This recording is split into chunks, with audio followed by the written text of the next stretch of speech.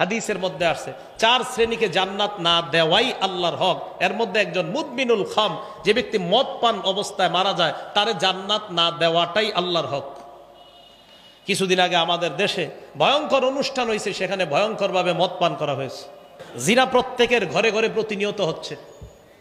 হ্যাঁ, প্রত্যেকের ঘরে ঘরে প্রতিনিয়ত জিনা হচ্ছে। দলিল বুখারী শরীফের 6612 নম্বর হাদিস। ক্বালা রাসূলুল্লাহ সাল্লাল্লাহু আলাইহি ওয়াসাল্লাম, আল্লাহ নবী বলেন, ইন্নাল্লাহা কাতাবা আলা ইবনি আদম হাজ্জাহু মিনাজ জিনা। আমাকে, ওনাকে, আলেমকে, আপনাদেরকে সবাইকে আল্লাহ জিনা নামক পরীক্ষা দ্বারা পরীক্ষা নিবে। সবাইকে, এই হাদিসে সবাই অন্তর্ভুক্ত। জিনার পরীক্ষা দিয়া সবাইকে আল্লাহ পরীক্ষা করবে। নবী বলেন, আদ্রাকা যালিকা লা মুহালাতা, এই পরীক্ষা আমার উম্মতের সবাই পড়বে, কোনো সন্দেহ নাই। এবার বলতে পারেন, হুজুর কি বলেন আপনি, আমরা তো অনেকেই জিনা করি না। হ্যাঁ, এবার দেখেন জিনা করেন কিনা। নবী বলেন, ফাজিনাল আইনি আন-নাজ, চোখের জিনা হলো দেখা, চোখের জিনা। এবার আপনি রাস্তা দিয়ে হাঁটতেছেন, আমি মনে করেন আমি একজন আলেম, আমি রাস্তা দিয়ে হাঁটতেছি, আমি একটা নারীর দিকে তাকাইলাম, তাকানোর পর সূরা নূরের 30 নম্বর আয়াতে আল্লাহ কয়, এই হুজুর নিচে তাকাও, কুল্লিল মুমিনিনা ইয়াগুদ্দু মিন আবসারিহিম, নবী আপনি ঈমানদারকে বলেন তারা যেন নজর নিচের দিকে রাখে। এখন আমরা নজর নিচে নিলাম, দেখেন একটা অবৈধভাবে কোনো নারীর উপর নজর পড়ছে, আমরা নজর নিচে নিলাম।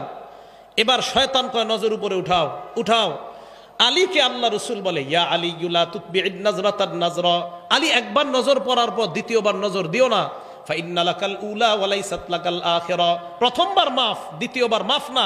এবার আপনি, শয়তান বারবার কয় তাকাও, আপনি তাকান না, ঠিক আছে, হ্যাঁ আপনি যদি তাকান, আবার ইস্তাশরাফাহা শয়তান, শয়তান আপনার সামনে একটা কালো মেয়েও যদি বোরকা ছাড়া, পর্দা ছাড়া হাঁটে, এই মেয়েটাকে আপনার চোখে মোহনীয় করে আপনার সামনে উপস্থাপন করবে। এটা নবীজি হাদিসে বলছে। 1 নাম্বার চোখের জিনা দেখা। এখন দেখেন, আপনি দেখলেন ওয়াজিনাল লিসান আল মান্তিক, মুখের জিনা, কথা বলা। অপরিচিত রং নাম্বারে একটা মেয়ের সাথে আপনি কথা বললেন। আপনারা হয়তো এরকম হয় না, যেই জায়গায় হয় এটা বলতেছে, সম্ভবত আপনাদের জীবনে এগুলো ঘটেই নেই। তো রং নাম্বারে একটা মেয়ের সাথে কারো কথা হইল, কথা হওয়ার পর এবার দেখেন রাতের বেলা বিছানায় শুয়ে চিন্তা করতেছে, মেয়েটা না জানি দেখতে কেমন, আহারে তার চোখ কেমন, তাকে না জানি দেখতে কেমন। ঠিক এরকম কল্পনা হতে পারে কিনা? নবীজি বলেন, ওয়ান নাফসু তামান্না ওয়া তাশতাহি, মন কল্পনা করবে, এটা মনের জিনা। চোখের জিনা, বলার জিনা, কানের জিনা করলেন শোনার পর, এই যে যা শুনলেন কানের জিনা। এরপর নফস দিয়ে আপনি কল্পনা করলেন, মনের জিনা। পরের দিন আবার কথা বললেন, এবার আপনাদের ফিক্সড হলো সাক্ষাৎ করবেন। সাক্ষাতে আপনি হাঁটতে হাঁটতে রওনা করলেন, পায়ের জিনা আপনার চলতেছে। এরপর আপনি সাক্ষাতে গেলেন মেয়েটার সাথে, মেয়ে শরীরের মধ্যে আকর্ষণীয় কোনো সেন্ট, সুগন্ধি ব্যবহার করে আসছে, আপনি তার শরীরের ওই ঘ্রাণ নিলেন, আপনার নাকে ভালো লেগে গেল, এটা নাকের জিনা। বলার জিনা, শ্রবণ করার জিনা, চোখের জিনা, কল্পনার জিনা। মোবাইলে চ্যাটিং করছেন আপনি অবৈধভাবে, মোবাইলে আপনি চ্যাটিং করছেন অবৈধভাবে, লেখছেন আপনি, কিউরিওসিটি আপনার জাগছে, what are you doing now, কি করছো এখন? মেয়েটা আপনাকে পাল্টা জবাব দিল যে আমি এটা করছি, সেটা করছি, আর আপনার ভালো লাগতেছে। আফটার দেন, এরপর কি বলো, এক এক করে বলতে থাকো। আর মেয়ে আপনাকে বললো, আপনি কল্পনায় আনছেন, আপনি হাতের জিনা করছেন, এটা আপনার হাতের জিনা। এখন আপনারা দেখবেন প্রতিদিন ঘরে ঘরে জিনা হয় কিনা চিন্তা করেন। আমি বলছি না হয়, আমি আশাবাদী না হোক, কিন্তু ঘরে ঘরে এই জিনা হয় কিনা আপনারা দেখবেন। রাসূল আকরাম সাল্লাল্লাহু আলাইহি সাল্লাম বললেন, জিনা ব্যাপকভাবে সমাজের মধ্যে ছড়ায় পড়বে। নবীজি বলেন, আমার উম্মত জিনা করবে কি? আমার উম্মত জিনা করাকে হালাল মনে করবে। আরে জিনা করা কি মনে করবে? হ্যাঁ, হালাল মনে করবে। সহিহ বুখারী হাদিস নাম্বার 5590 নম্বর হাদিস। ক্বালা রাসূলুল্লাহ সাল্লাল্লাহু আলাইহি ওয়াসাল্লাম, আল্লাহ নবী বলেন, লা ইয়াকুনান্না মিন উম্মতি আকওয়াম, আমার উম্মতের মধ্যে একদল মানুষ এমন হবে, ইস্তাহিল্লুনাল হিররা, যারা জিনা করা হালাল মনে করবে, ওয়াল হারিরা, রেশমের পোশাক হালাল মনে করবে, ওয়াল খামরা, মদ পান তারা হালাল মনে করবে, ওয়াল মাআজিফা, বাদ্যযন্ত্র তারা হালাল মনে করবে, ঢোল তবলা হালাল মনে করবে। বাদ্যযন্ত্র, ওই যে বললাম না, এইখানে বৈশা কয় বাদ্যযন্ত্র, ঢোল তবলা, গান বাজনা হারাম, এটা কোরআনের কোন জায়গায় আছে? নবীজি কয় আছে, মানে আমার উম্মত তো এটারে হালাল মনে করবে, ও তো গুনাই মনে করবে না। এই যে ও তো গান গাওয়াকে হালাল মনে করবে, এটা ও গুনাই মনে করবে না। বলেন এই যুগ কি আসবে না চলতেছে? চলতেছে। আমরা গুনাকে গুনাহ মনে করতেছি না, এই যুগ আমাদের চলতেছে। আল্লাহ আমাদেরকে হেফাজত করেন। বিসমিল্লাহ। তো বলতেছিলাম বুখারী শরীফের ৭৫২০ নম্বর হাদিস থেকে কিন্তু আমরা এগুলাতে আসলাম। জিনা করা, প্রতিবেশীর বিবির সাথে জিনা করা, এই জিনা নামক অপরাধ থেকে সমাজকে যেন সুন্দরভাবে মুক্ত রাখা যায়, আল্লাহ পাক রব্বুল আলামিন এলাকার যুব সমাজ থেকে সকলকে যেন তৈরি করা যায় যে জিনা নামক অপরাধ এটা শুধু যে লজ্জাস্থানের জিনা তা না। নবী তো বলছেন আল ফারজু ইউসাদ্দিকু যালিকা ওয়া ইউকাযযিবুহু, জিনা বাস্তবে যেটা হয় এটার আগে যে জিনাগুলো হয় ব্যাপকভাবে হবে, এক পর্যায়ে ওই জিনাই তাকে আসল জিনার দিকে ধাবিত করবে। এই জন্য আল্লাহ কোরআনে বলছে লা তাকরাবুজ জিনা, জিনা করিও না, এটা বলে নাই, বলছে লা তাকরাবুজ জিনা, জিনার কাছেও যেও না। এই আয়াতের ব্যাখ্যা দেখবেন, যেই জিনিস তোমাকে জিনার দিকে নিয়ে যায় ওই জিনিস ওই জিনিসের কাছেও তুমি যেও না। তাহলে জিনা আমাদেরকে, যে জিনিস আমাদেরকে জিনার দিকে নিয়ে যায় এই জিনিসের কাছে যেতে আল্লাহ নিষেধ করেছেন। এখন দেখেন মোবাইলের মাধ্যমে, ইলেকট্রনিক মিডিয়ার মাধ্যমে আপনারা যারা প্রযুক্তি ব্যবহার করেন, এখন আমার বিরুদ্ধে হয়তো ফেসবুকে স্ট্যাটাস দিয়ে দিবেন এই হুজুর বিজ্ঞান বুঝে না, প্রযুক্তির বিরোধিতা করে। আমি প্রযুক্তির বিরোধিতা করি না, কিন্তু যদি প্রযুক্তি চালাইতে গিয়ে আপনার ৯০ ভাগ গুনাহ হয়, ১০ ভাগ যদি ভালো হয়, আমি বলছি আপনার মতো লোক প্রযুক্তি চালানো দরকার নাই, যার প্রযুক্তি দিয়ে ৯০ ভাগ গুনাহ হয়। আপনি প্রযুক্তিতে আপনাকে গুনাহ করাইতেছে ৯০ ভাগ। আপনি বলবেন হুজুর আমি আপনার বয়ান শুনি ইউটিউবে প্রতিদিন 10টা, আপনি আমার 10 বয়ানের সাথে যদি 1 মিনিট গান দেখেন নিয়মিত ইউটিউবের মধ্যে, আমি বলবো আমার বয়ান দেখার জন্য আপনি ইউটিউবে ঢুকেন না, ওই শুধু 1 মিনিট গানের জন্য আপনি ইউটিউবে ঢুকাই দরকার নাই। কারণ 1 মিনিট কেন গান শুনবেন? আপনি ওয়াজ শুনবেন সওয়াবের নিতেই তো, আর গুনাহ করবেন না। আপনি ইউটিউবে ঢুকেন না, তাহলে আপনার গুনাহও দরকার নাই, আপনি 10টা সওয়াব দরকার নাই, আপনি একটা গুনাহ করেন না। আপনি 1000 রাকাত নফল নামাজ পড়বেন, আরেক দিক দিয়ে আপনি 10টা গুনাহ করবেন না, আপনি 10টা গুনাহ ছেড়ে দেন। 1000 নফল নামাজ না পড়া পারলে 10টা গুনাহ ছাড়েন আপনি। যে বিষয়টা বুঝাইতে চাইলাম, গুনাহ আমাদেরকে শেষ করে দিচ্ছে, আমাদের সমাজটাকে ধ্বংস করে দিচ্ছে। কি স্কুল কলেজ আর যেই জায়গার ছাত্র ছাত্রী যাদেরকে বলবেন সর্বত্র ইলেকট্রনিক মিডিয়ার গুনাহ আমাদের জীবনটাকে শেষ করে দিচ্ছে। পারিবারিক বন্ধনগুলা বর্তমানে ছিন্ন হওয়ার সবচেয়ে বেশি কারণ খুঁজেন ইলেকট্রনিক মিডিয়া, কোনো সন্দেহ নাই। স্বামী আরেকজনের সাথে সম্পর্ক করছে ইলেকট্রনিক মিডিয়া, স্ত্রী আরেকজনের সাথে সম্পর্ক করতেছে ইলেকট্রনিক মিডিয়ার মাধ্যমে। আল্লাহ আমাদেরকে হেফাজত করেন, আল্লাহ আমাদেরকে হেফাজত করেন। সর্বশেষ কথা, এইগুলা কেন? এই যে আমি কতগুলা গুনাহের পরিচয় দিলাম, এবার মুসলিম শরীফের 5018 নম্বর হাদিসটার পরে আমি বলছি অপরাধগুলা কেন হচ্ছে আমাদের।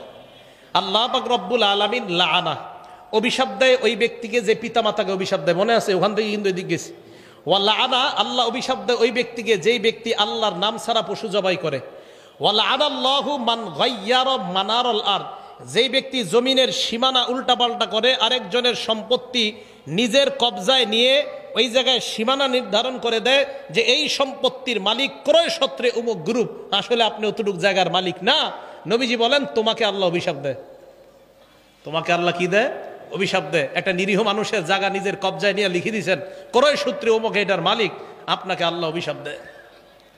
এটা আল্লাহর অভিশাপ আপনার উপরে চলতে থাকে, আল্লাহর অভিশাপ আপনার উপরে চলতে থাকে। আল্লাহ পাক রব্বুল আলামিন এই অভিশাপ থেকে যেন আমরা হেফাজত থাকতে পারি, আল্লাহ তৌফিক দান করেন। সামনে কোরবানির ঈদ, এই কোরবানি করতে গিয়ে আমরা কথার মধ্যে অনেক একটা শিরিক করি। 7টা নাম লিখি, অথবা 3টা অথবা 4টা লিখে বলি হুজুর 7 নামে কোরবানি করেন, হুজুর 4 নামে কোরবানি করেন, হুজুর 5 নামে কোরবানি করেন। 5 নামে কোরবানি মানি, এটা আপনি কি বললেন? 4 নামে কোরবানি মানি, হুজুর 3 নামে কোরবানি, আমরা 3 জন মিলে গরুটা কিনেছি, হুজুর আমাদের 3 ভাইয়ের পক্ষ থেকে আল্লাহর নামে কোরবানি করেন। 7 নামের পক্ষ থেকে আল্লাহর নামে কোরবানি করেন। এই কথার শিরিক থেকে বাঁচেন। মানুষের নামে কোরবানি হয় না। মুহাম্মদ সাল্লাল্লাহু আলাইহি সাল্লামের নামে যদি কোনো গরু জবাই করে খিচুড়ি বিলান, এই খিচুড়ি খাওয়া হারাম, ওই গরুর গোশত খাওয়া হারাম। কার নামে বললাম? মুহাম্মদ সাল্লাল্লাহু আলাইহি সাল্লামের নামে কোনো গরু জবাই করলেন, হ্যাঁ মুহাম্মদ সাল্লাল্লাহু আলাইহি সাল্লামের পক্ষ থেকে আল্লাহর নামে। ওয়ালা তাকুলু মিম্মা লাম ইযকার ইসমুল্লাহ, আল্লাহর নাম নেওয়া হয় নাই যেই পশু জবাই করতে, এটার গোশত খাবা না। ফাকুলু মিম্মা যুকিরা ইসমুল্লাহ, ওই পশুর গোশত খাও যেই পশু জবাই করার সময় আল্লাহর নাম নেওয়া হয়েছে। তাহলে বলেন তো পশু, কোরবানির পশু, মুরগি, চড়ুই পাখি, এইগুলা জবাই হবে কার নামে? আল্লাহর নামে, মানুষের নামে জবাই হবে না। তাহলে বলেন তো খাজা মুঈনুদ্দিন চিশতি রহমতুল্লাহ আলাইহির নামে সিন্নি পাকানো, ওনার নামে গরু জবাই করা, এটা কি হালাল না হারাম? হারাম, এটা জায়েজ নেই। এই শিরিক সহ, জিনা সহ, ব্যভিচার, গান, বাদ্য আর জিনা নামক এই অপরাধগুলার মূল কারণ, সমস্ত অপরাধগুলার মূল কারণ হলো আমাদের মাঝে লজ্জাশীলতা কমে যাওয়া। বলেন কি কমে যাওয়া? লজ্জাশীলতা। আমাদের যুব সম্প্রদায় তো লজ্জা কমতে কমতে এত নিচে গেছে, লজ্জা, নিজে বিয়ে করছে, বিয়ে করার পর নিজের বউয়ের যত কথা আছে বন্ধুদের সাথে বলে বেড়ায়। কার সাথে বলে বেড়ায়? বন্ধুদের সাথে। এক তো বিয়ের সময় নবীজি সাল্লাল্লাহু আলাইহি সাল্লাম বললেন, ইন্না আযমান নিকাহি বারাকা আইসারুহা মাউনা, ওই বিয়ে সবচেয়ে বরকতময় যেই বিয়েতে খরচ কম। আপনি গায়ে হলুদ নামক একটা অনুষ্ঠান করলেন, ভয়ঙ্কর, বিয়ের দিনও বিশাল বড় বড় পার্টি করলেন, আর যাদেরকে দাওয়াত দিলেন সাহেবরা এক জায়গায় বৈশা মুরগির রান, খাসির রান ফালানোর মধ্যেই তারা ফ্যাশন খুঁজে পায়, এই অপচয়গুলো আপনি করলেন। এরপরে যাক বিয়ে করার পর পুত্রবধূ, আপনি বিয়ের আগে যখন পুত্রবধূকে দেখতে যায়, মনে রাখবেন ছেলের বিবি হওয়ার আগ পর্যন্ত শ্বশুরের জন্য ওই মেয়েকে দেখা হারাম। শ্বশুর তার পুত্রবধূকে পুত্রবধূ হওয়ার আগ পর্যন্ত দেখা হারাম। শ্বশুর মানে আমি আমার ছেলের পুত্রবধূকে, আমি আমার ছেলের পুত্রবধূ, আমার ছেলে বিয়ে করার আগ পর্যন্ত ওই মেয়েকে আমি দেখা হারাম। এখন আপনারা কি করেন? মেয়েটা দেখা ছবি উঠায়া সবার পাশাপাশি নিজের বাপ, ভাই, ভাইয়ের বোনের স্বামী টামি সবাইকে দেখান। এটা হারাম, এটা নাজায়েজ, এটা অন্যায়, এটা জায়েজ নাই। মেয়েটা দেখতে গিয়ে ছবি তুইলা পুরো দুনিয়ারে দেখায়, ফেসবুকে বন্ধুদেরকে দিয়া কয় দেখ কেমন লাগে, তোদের ভাবি হবে। এরপর বিয়ে করে, বিয়ে কইরা বাসর রাত হয়। মন দিয়ে শোনেন, হাদিসের বর্ণনা আবু দাউদ শরীফের 2174 নম্বর হাদিস। নবীজি সাল্লাল্লাহু আলাইহি সাল্লাম সাহাবাদের সামনে দাঁড়াইলেন, দাঁড়ানোর পর বললেন, এই সাহাবাদের মধ্যে যারা তোমরা পুরুষ আছো, ইজা আতা ইমরাআহ আগলাকা বাবা ওয়া আলকা আলাইহি সিতরা, বিবির কাছে গেলা, যাওয়ার পর দরজা বন্ধ করলা, পর্দা ফালাইলা, এরপর আল্লাহ প্রদত্ত ভালোবাসা তোমাদের মাঝে সম্পর্ক কায়েম হলো। পরের দিন তুমি বন্ধুদের সাথে বসলা, বসার পর বললা ফালতু কাজা ওয়া কাজা, আমার এই হয়েছে তোদের ভাবির সাথে, সব বন্ধুকে বলে বেড়াইলা। তোমাদের মাঝে কি এরকম স্বভাব কারো আছে? সাহাবারা সবাই চুপ। নারীদেরকে বললেন, তোমাদের মাঝে এই স্বভাব কাদের আছে? যারা তাদের বান্ধবীদের কাছে তোমাদের স্বামীর সাথে যা হয় এগুলা বলে বেড়াও। সব নারীরা চুপ।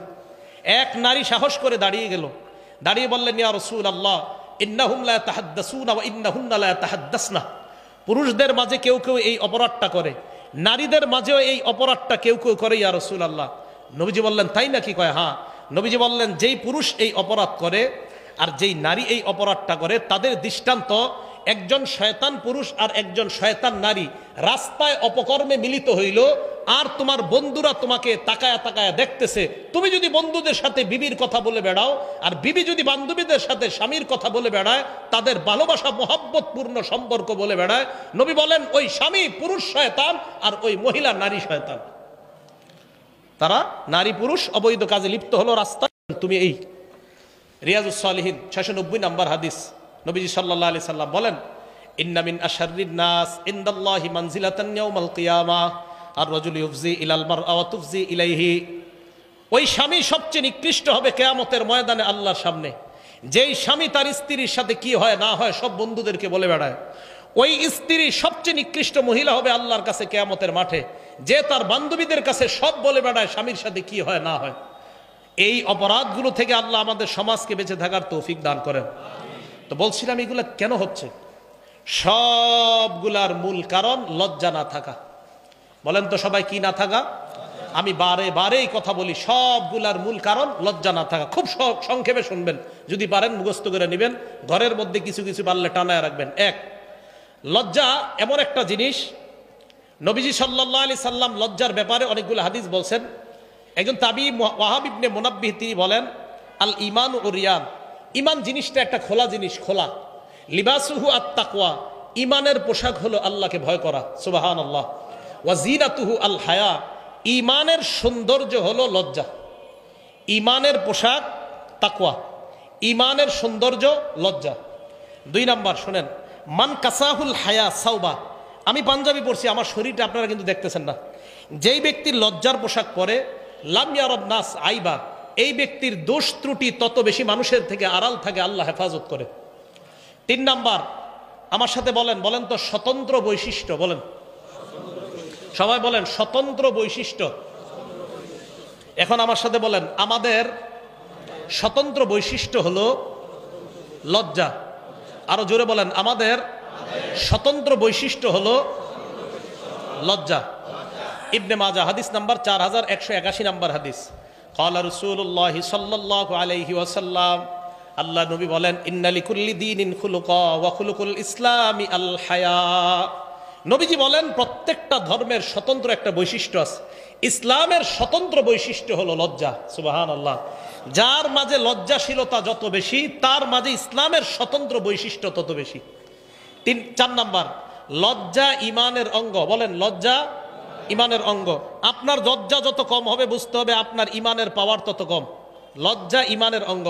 মুসলিম শরীফ হাদিস নাম্বার 59 নাম্বার হাদিস। মোট হাদিস সংখ্যা হবে 7453। এই হাদিসের মধ্যে রাসূল করিম সাল্লাল্লাহু আলাইহি সাল্লাম বলেন, আল হায়াউ শুবাতুম মিনাল ঈমান, লজ্জা ইমানের অঙ্গ। পুরা হাদিসটা আল ঈমানু বিদউ ওয়া সাবউনা আও বিদউ ওয়া সিত্তুনা শুবা। নবীজি সাল্লাল্লাহু আলাইহি সাল্লাম বলেন, ঈমানের 70টা শাখা অথবা 60টা শাখা। ফাআফজালুহা কাউলু লা ইলাহা ইল্লাল্লাহ, ঈমানের শ্রেষ্ঠ শাখা হলো লা ইলাহা ইল্লাল্লাহ। ওয়া আদনাহা ইমাতাতুল আযা আনিত তরিক, ঈমানের সর্বনিম্ন শাখা হলো রাস্তা থেকে কষ্টদায়ক বস্তু সরায়া দেওয়া। এই আমলটা করেন সবাই? হ্যাঁ, করেন। বুখারী শরীফের 52 নম্বর হাদিস, তাহলে শুনেন, যারা না করেন আজকে থেকে করবেন। নবীজি বলেন, বাইনামা রাজুলুন ইয়ামশি বিতরিক, আমার কোন উম্মত রাস্তা দিয়ে হাঁটতেছে, আজকে এই মাহফিল থেকে বের হয়ে রাস্তা দিয়ে হাঁটতেছেন, হাঁটার সময় ওয়াজাদা গুসনা শাওকিন আলাত তরিক, একটা কষ্টদায়ক ইট পাইছেন, ইটের টুকরা, কলার সিলকা, একটা সুই পাইছেন, একটা কাটা পাইছেন, এটা আপনি রাস্তা থেকে সরায়া দিছেন। ফাআখারা, আপনি সরায়া দিছেন। নবীজি বলেন, শাকারাল্লাহু লা ওয়া গফারা লা, ওই মুহূর্তে আল্লাহ আপনার উপর সন্তুষ্ট হয়ে আগের সব গুনাহ মাফ করে দেন। এই হাদিসের শেষে নবীজি বলেন, ওয়াল হায়াউ শুবাতুম মিনাল ঈমান, লজ্জা ঈমানের অঙ্গ। তা আজকে থেকে মনে রাখবেন, আমার ঈমানের অঙ্গ হলো লজ্জা। আমার এই লজ্জা যত পাওয়ার বাড়বে, আমার ঈমানের অঙ্গের পাওয়ার তত বেশি। লজ্জার পাওয়ার যত কম, আমার ঈমানের অঙ্গের পাওয়ার তত কম। তত বেশি সিনেমা হলে যাবেন, তত বেশি সিনেমা নাটক দেখবেন, কারণ আপনার পাওয়ার কম। 5 নাম্বার, এইদিকে তাকান, আমার দিকে, এই 2 আঙ্গুলের দিকে তাকান। বলেন, 2 আঙ্গুলের দিকে তাকায় এবার বলেন তো, একসাথে আছে না আলাদা? এবার তাকান। এটার নাম ঈমান, এটার নাম লজ্জা। কিতাবের নাম আল জামিউস সগীর, হাদিস নাম্বার 1959 নাম্বার হাদিস, 1959। নবীজি বলেন, ইন্নাল ঈমান ওয়াল হায়া কুরিনা জামিআ, শোনো উম্মত, ঈমান আর লজ্জা এইভাবে থাকবে, ঈমান আর লজ্জা এইভাবে থাকবে। বলেন তো, ঈমান আর লজ্জা এখন আমার দিকে তাকায় বলেন, একসাথে আছে না আলাদা? এখন দেখেন তো, নবীজি বলেন, ফাইজা রুফিয়া আহাদুহুমা, লজ্জা যদি উঠে যায়, রুফিয়াল আখর, আরেকটা অটোমেটিক চলে যায়। লজ্জা যত কমবে, আপনার ঈমান তত কমবে। এই জন্য মনে রাখবেন, যে যত বেশি সিনেমা দেখে আপনাদের মাঝে, নাটক দেখে, গান শোনে, তার লজ্জা তত বেশি কম। এই জন্য সে তত বেশি গুনাহ করে। 6 নাম্বার, এবার দেখেন 3 আঙ্গুল, এটার নাম লজ্জা, এটার নাম ঈমান, এটার নাম জান্নাত। কিতাবের নাম তিরমিজি শরীফ, 2009 নাম্বার হাদিস। নবীজি বলেন, আল হায়াউ মিনাল ঈমান ওয়াল ঈমানু ফিল জান্নাহ, যার লজ্জা যত বাড়বে, তার ঈমান তত বাড়বে, সে তত দ্রুত জান্নাতি হবে। এই হাদিসে নবীজি বলেন, আল বাযাউ মিনাল জাফা ওয়াল জাফাউ ফিন নার, নির্লজ্জতা যার যত বেশি, সে তত দ্রুত জাহান্নামী হবে। আল্লাহ হেফাজত করেন। আল জামিউস সগীর হাদিস নাম্বার 1662 নাম্বার হাদিস। এই হাদিসের মধ্যে নবীজি বলেন, ইন্নাল্লাহা ইউহিব্বুল হাইয়াল আফিফাল মুতাআফফিফা, যে ব্যক্তি লাজুক, যত বেশি লজ্জাশীল, আল্লাহ পাক রব্বুল আলামিন তাকে ভালোবাসেন। 8 নাম্বার, আপনাদের ঘরের নারী পুরুষ, আপনার ছেলে মেয়ে যত বেশি লজ্জা আপনাদের, নবীজি বলেন, বুখারী শরীফ 6117 নাম্বার হাদিস। নবীজি বলেন, আল হায়াউ লা ইয়াতি ইল্লা বিখাইর, যেই ঘরে যত বেশি লজ্জা, ওই ঘরে আল্লাহর তত বেশি রহমত নাজিল হয়। কিন্তু মা বোনরা, খুব কষ্টকর বিষয়, বাচ্চাটা পেটের মধ্যে আছে, তখন সিনেমা দেখে, টিভি দেখে, ইউটিউব দেখে। বাচ্চাটা দুনিয়াতে আসে, দুধ পান করে, পবিত্র খাদ্য, তখনও মা টেলিভিশন দেখে, ইউটিউব দেখে। বাচ্চাটা বড় হয়, 2 বছর বয়সের সময়, এবার বাচ্চা নাকি কার্টুন না দেখলে খাবার খায় না, বাচ্চাকে এখন কার্টুন দেখায় খাবার খাওয়ায়। তো ছোটবেলা থেকে এই বাচ্চাকে নির্লজ্জ বানাইতেছেন। এটার বয়স যখন 15 হবে, 12 থেকেই এই বাচ্চা গুনাহকে গুনাহই মনে করবে না। আপনি ছোট থেকে বাচ্চাটারে শেষ করে দিচ্ছেন। মনে রাখবেন বুখারী শরীফের 893 নম্বর হাদিস, মা বাবা আল্লাহর সামনে দাঁড়ানোর জন্য প্রস্তুত হয়ে যান। এই সন্তান আপনি কিভাবে পারলেন? আল্লাহ হেফাজত করেন। 9 নম্বর বুখারী শরীফের 6120 নম্বর হাদিস, নবীজি সাল্লাল্লাহু আলাইহি সাল্লাম বলেন, ইন্না মিম্মা আদরাকান নাস মিন কালামিন নুবুওয়াতিল উলা, আগের যত নবী দুনিয়াতে গেছে সমস্ত নবী তার উম্মতকে বলছে, ইজা লাম তাস্তাহি ফাসনা মা শিতা, তোমার লজ্জা না থাকলে যা মন চায় তুমি তা করো। আপনাদের এই ধানমন্ডির খবর আমি জানি না, লালবাগার মিরপুরের খবর আমি জানি। 25 বছর 30 বছর 22 বছরের ছেলেরা এতটুকু প্যান্ট পরে, এদিকে পরে, হ্যাঁ এতটুকু প্যান্ট পরে আর সিগারেট টানে এইভাবে নির্লজ্জ আর বেহায়ার মতো। অনেকে আমরা বলি অমুকে world famous actor, world famous actress. ওই ওয়ার্ল্ড ফেমাস অ্যাক্টর যদি এতটুকু প্যান্ট পরে, ওয়ার্ল্ড ফেমাস অ্যাক্ট্রেস যদি এতটুকু প্যান্ট পরে, হ্যাঁ যেমনিভাবে ওয়ার্ল্ড ফেমাস সারা পৃথিবীর শ্রেষ্ঠ অভিনেতা, সারা পৃথিবীর শ্রেষ্ঠ অভিনেত্রী, আপনারা আজকে থেকে আরেকটা লাগায়া দিবেন, জি পাশাপাশি তারা দুইজন সারা পৃথিবীর শ্রেষ্ঠ নির্লজ্জ আর বেহায়া। প্যান্ট পরছে। নবী সাল্লাল্লাহু আলাইহি সাল্লাম বলছে, আবু দাউদ শরীফ 4014, আবু দাউদ 4015, আবু দাউদ 4017, আবু দাউদ 4018, সবগুলো রানের ব্যাপারে। রাসূল আকরাম সাল্লাল্লাহু আলাইহি সাল্লাম বলেন যে যখন তাকে আলী, লা তাকশিফ ফাকিজাক, তুমি তোমার রান খুলবা না, ওয়ালা তানজুর ইলা ফাকিজি হাইয়িন, আলী জীবিত ব্যক্তির রানের দিকে তাকাও না, ওয়ালা মাইয়িতিন, আলী মরা ব্যক্তির রানের দিকেও তাকাও না। মরা ব্যক্তির রান দেখা নিষেধ, তো জীবিত ব্যক্তির রান, এই যে ছেলেরা সিগারেট টানে আর প্যান্ট পরে হাঁটে, কত বড় নির্লজ্জের কথা। আল্লাহ হেফাজত করেন, আল্লাহ হেফাজত করেন। তো 9 নম্বর নবীজি বললেন লজ্জা না থাকলে যা মন চায় করো। 10 নম্বর তিরমিজি শরীফের 1974 নম্বর হাদিস, এই হাদিসে রাসূল আকরাম সাল্লাল্লাহু আলাইহি সাল্লাম বলেন, মা কানাল ফুহশু ফি শাইইন ইল্লা শানা, যেই জিনিসের মধ্যে নির্লজ্জতা বেশি ওই জিনিসের ময়লা বেশি। ওমা কানাল হায়াউ ফি শাইইন ইল্লা জানা, যেই জিনিসের মধ্যে লজ্জা বেশি এই জিনিসের সৌন্দর্যতা বেশি। মা বোনরা কষ্ট নিয়েন না, যত আপনার পোশাক ছোট হবে তত আপনার ময়লা বাড়বে, যত আপনার পোশাক বড় হবে, লজ্জাশীলতা যত বেশি হবে তত আপনার আল্লাহর কাছে সৌন্দর্যতা তত বাড়বে। আল্লাহ পাক রব্বুল আলামিন আমাদের সকলকে লজ্জাশীলতার গুণে গুণান্বিত হয়ে যেই অপরাধগুলার কথা বললাম, শিরিক নামক অপরাধ, মানুষ হত্যা নামক অপরাধ, সন্তানকে হত্যা নামক অপরাধ, ব্যভিচার নামক অপরাধ, সুদ খাওয়ার অপরাধ, আর ইবনে মাজার 4019 নম্বর হাদিস থেকে 5টা অপরাধের কথা বলছিলাম, যে ইনসাফ না করার অপরাধ, পাল্লায় ওজনে না মাপার অপরাধ, এই অপরাধের কারণে